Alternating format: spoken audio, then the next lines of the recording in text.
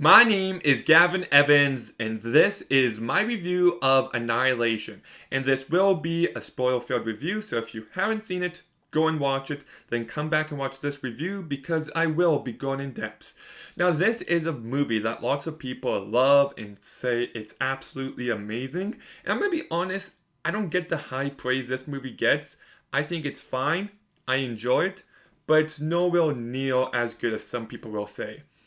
But let's begin talking about the cast. First with Natalie Portman, who I think is one of the best things about this movie. She's great here. I really think she carries this movie incredibly well, and she hits those emotional beats when she needs to.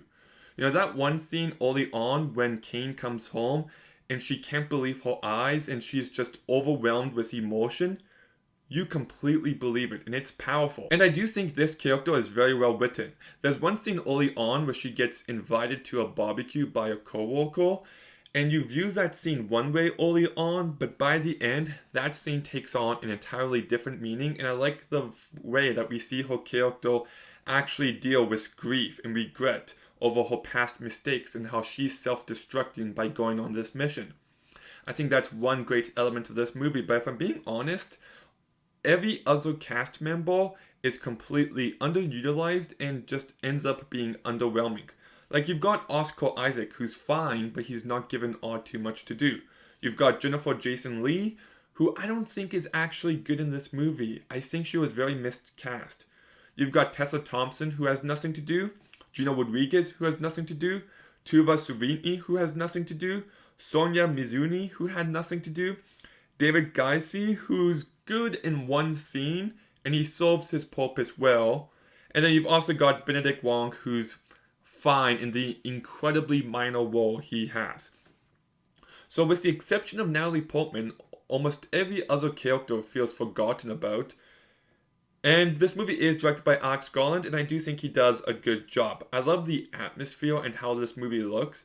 Like, it's not this dark and moody movie. It has more of a warm look to it, and I think it really stands out because of that.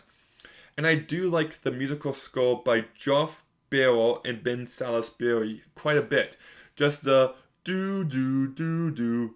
I don't know, I think that's a very unique sound, and it very much adds to the atmosphere.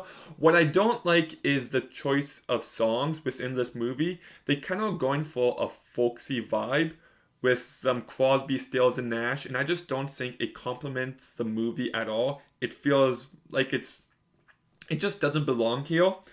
Then you've also got the visual effects, which I think look absolutely incredible. For a movie with this small budget, and for this movie to look as good as it does, is incredibly impressive. Like, I've got my issues with the ending of this movie, but without a doubt, it is beautiful to look at, and even when the credits start rolling, you can't take your eyes off the screen. So I love that, and I love the production design, especially when she gets to the lighthouse, and there's just that hole surrounded by all this other stuff. I love the way that looks. And I do think this movie's at its absolute best when it leans into the potential of this premise and when it actually embraces the whole genre. The best part of this movie, without any doubt in my mind, is the part where the guy's intestines are coming alive and Oscar Isaac puts his hand in them and they're moving around. And then they go to the place where that footage was shot. And you see this body that's like heavily messed up and like just kind of crystallized in some way. And I think that is easily the best, most visually interesting, haunting scene of the movie. Absolutely love all that because you got the curiosity with the footage and then you get the payoff with what happened to that guy afterwards. So great setup, great payoff in that one small moment. And then I do like the scene with the bear and its human voice. Like, it could have been really goofy. It could have sounded like Nick Nolte voicing Vincent in Over the Hedge. But they actually find a way to get the bear to scream like a human and have it be very nerve-wracking. Like, just hearing someone else's screams come from it, I found it to be very effective. Now, I do think one big issue with this movie, however, is the fact that it's just too dang slow. Like, I think you've got yourself a great premise here of these women who are entering this shimmer, this environment that's merging all living things and bringing them back to a single cell. that is the perfect potential for a body horror movie. But the decision to go the slow burn route, I just don't think was the right one, because when movies are slow burn, it has to have more on its mind, and I just don't think this movie is as deep as it thinks it is. Like, the main idea is self-destruction. You know, you've got the main character, Lena, who feels guilt and regret about cheating on her husband, and she agrees to do this as her form of self-destruction, and she finds out about the other girls, and one of them cuts herself, and they all have got their issues in their life. And I do think that's a good idea about how there's a suicide mission and everyone's going on it as a form of self-destruction, but I feel like they could have leaned into that a bit more.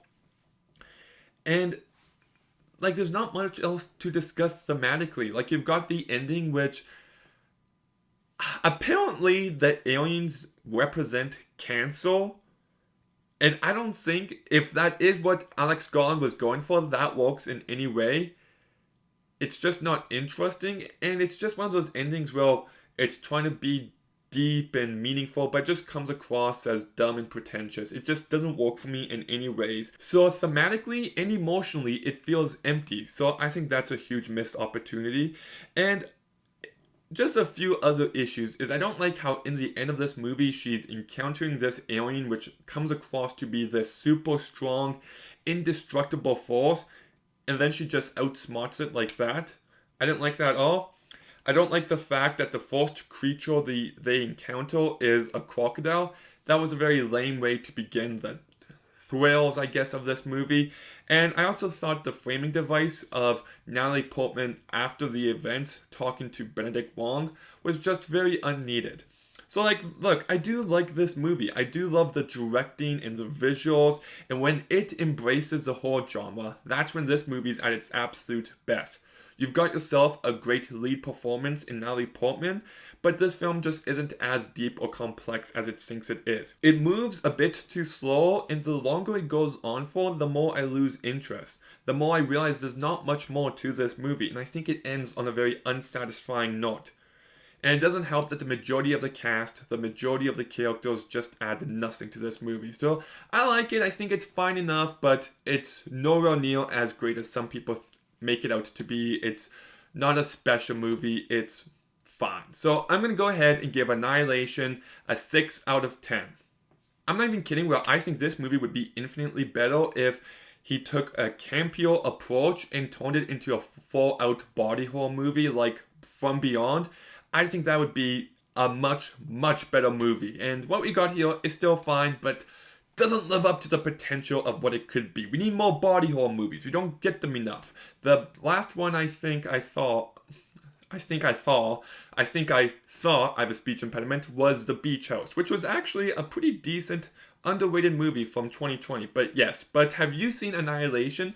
What did you think about it? Let me know in the comments down below. Make sure you like, make sure you comment, make sure you subscribe. Stay tuned for some more videos soon, and Gavin out.